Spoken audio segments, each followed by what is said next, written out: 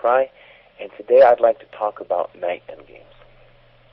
Knight endgames are some of the most difficult endgames around, maybe the most difficult, primarily because the knight is a very wily, tricky piece.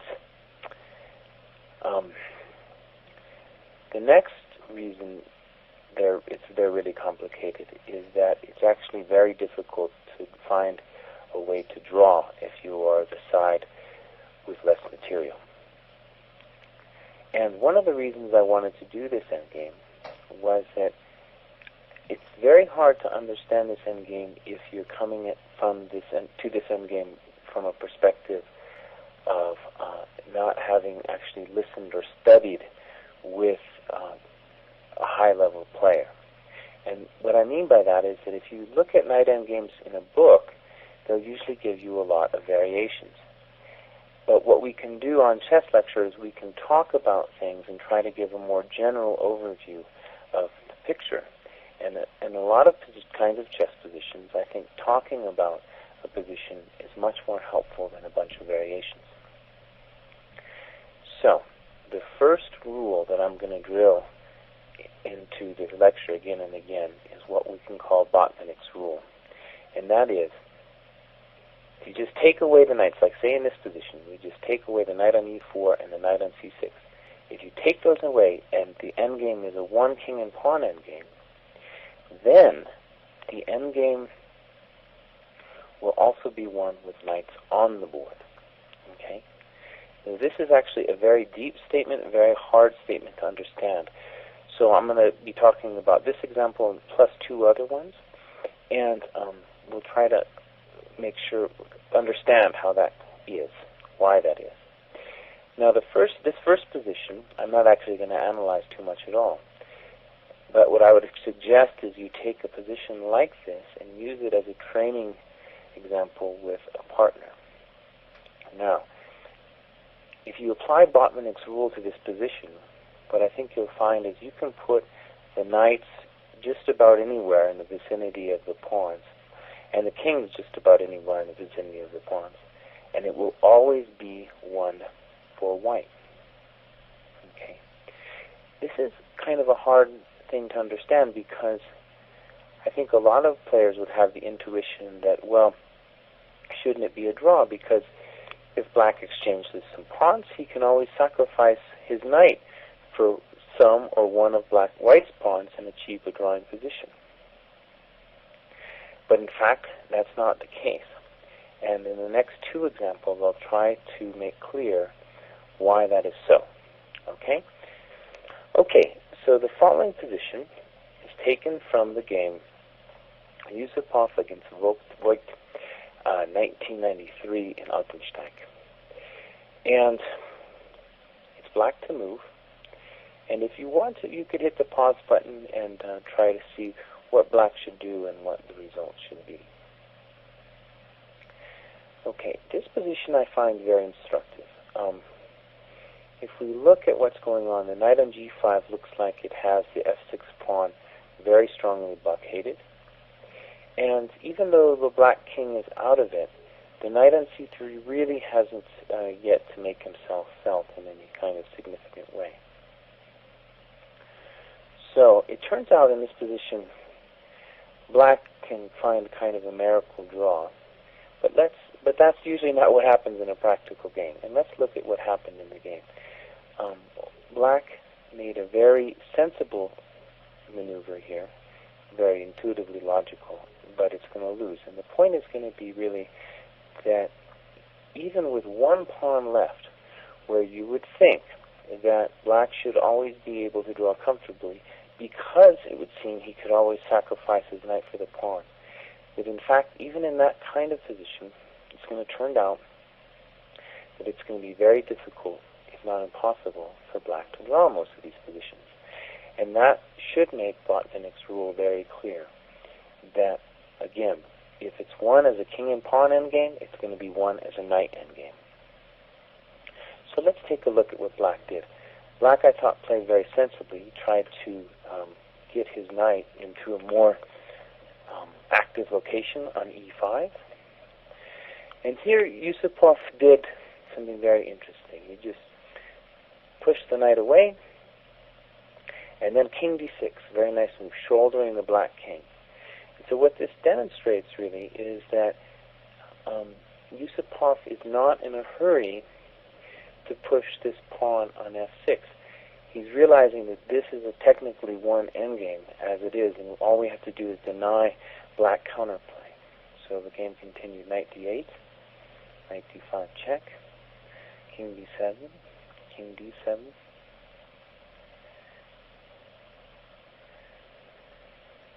We get this little dance again.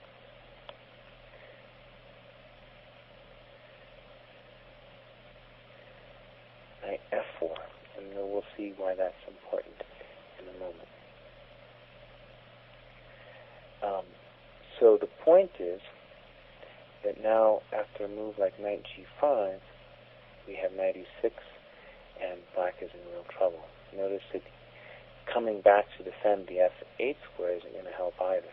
For example, f7, and now next we can play either knight g5 or knight f4, h5, f6, driving the knight on h7 out of there. So let's step back.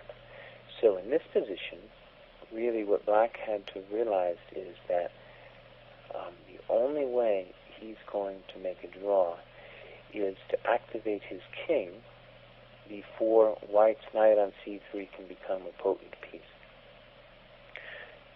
So, for example, he should play king b7, trying to get in to the white position.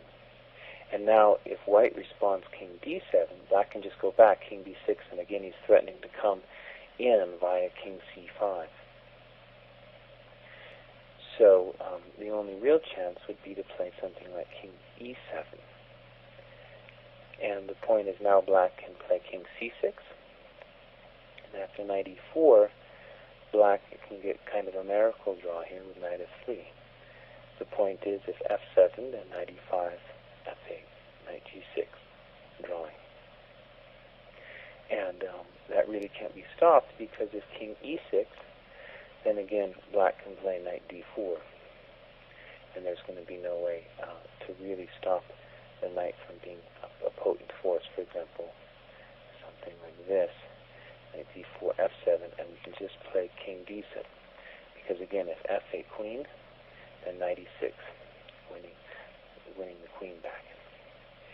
So what I think we see in this position is it's a very practical position. The white king is better than the black king, and this we would consider a winning king and pawn endgame. It would be obvious, right, if we just took the knights away. But the point is that it's also winning king and knight endgame, and that the knight is very clumsy in stopping the passed pawn. And you can imagine a whole number of positions like this where white has an extra pawn, and if we just took away the knights, it would be a winning king and pawn endgame. Now, the reason why this rule is so important is that in practical play, it's going to be impossible for anybody to calculate this kind of position. Okay? You have to basically have a large overview, which the Botvinnik rule gives you. So, for example, I have a feeling that Vogts in this position probably thought he was drawing after knight f7. That's the whole problem with with the knight endgames, is they look like they're drawn. Like this looks like they're drawn, but we saw with Yusupov's technique that in fact was winning for white. Okay. Black, however, probably thought it was drawn if he just put his knight into a more active location on e5, when in fact he had to activate his own king as quickly as possible before white's knight on c3 became active. So you can imagine all these series of positions, just where that knight on c3 would be a little bit more active, are going to be lost for the black pieces. So that's my first example of knight ending with just an extra pawn more being won. So let's take a look at one more position. Okay, so this is the final example concerning the knight endgames. Now, it really presents a corollary of what we were talking about before, that any knight endgame that would be won with the knights off, i.e. in the king endgame, will be also won as a knight endgame. And the point about this position is the corollary it presents is that it demonstrates how difficult it is for the defending knight to stop a passed A pawn. And this is in contrast to, say, rook endgames, where the rook pawn is the most easy to stop. And the main problem really is kind of obvious, is that it's harder for black to touch the sides of the board. For example, on the square, to touch the square A8, the knight would have to be on either C7 or B6. To touch the square A7, the knight would have to be on either B5, C6, or C8. So, not surprisingly, we're going to have to try to dominate the knight from touching those squares. So this is a study by Richard Reddy from 1929, and if you'd like to try to solve it, I encourage you to hit the pause button on the VCR control. Okay, the first move shouldn't come as too big of a surprise given what we learned in the last endgame, that the main purpose is going to be to try to control the enemy knight.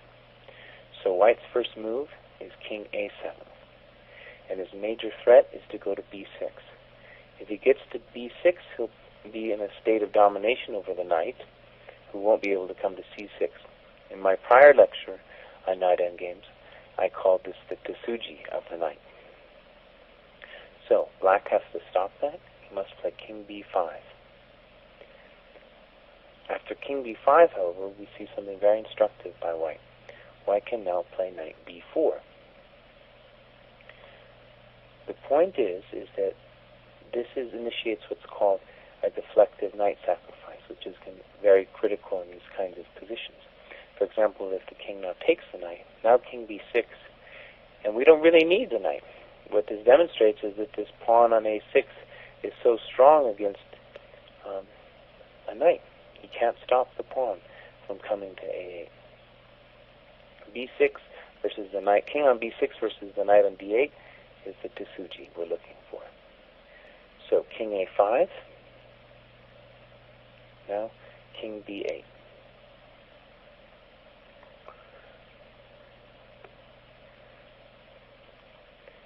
Knight C6. It looks like we've blown it, but now just simply king B7. What can he do? He can't take our knight on B4 with either the king or the knight. Our pawn will advance. So he has to come back and check us again. Knight D8, king C7, knight E6, king B8. Notice this knight on B4 is a very tricky piece. He's preventing the king from taking the pawn, and this is a strategy you'll see in many knight endgames. Okay, so knight king D8, knight C5, A7, knight D7, king C7, knight B6. And so it looks maybe as if black has suddenly saved himself, but the problem is really that this knight on B6 will always be able to be deflected from that A8 square. So now, for example, all white has to do is play king B7, king D5 is forced, and now just knight D5, and there's no way for the black knight to touch A8 anymore. So, what I hope I've shown today is something that I didn't understand when I was growing up reading books with knight endgames with very long variations. The point is that knight endgames will always require many long variations, but you have to be able to evaluate the position at a glance. Otherwise, you won't know what you're really looking for. And the two rules I presented today hopefully will help you do that. Namely, that just about any position that would be won as a king and pawn endgame is going to be won as a knight endgame. And then as a corollary, that the defending knight will have particular trouble when it comes to stopping a rook pawn. This is International Master Jesse Kraai, hoping you found this knight endgame tutorial instructive.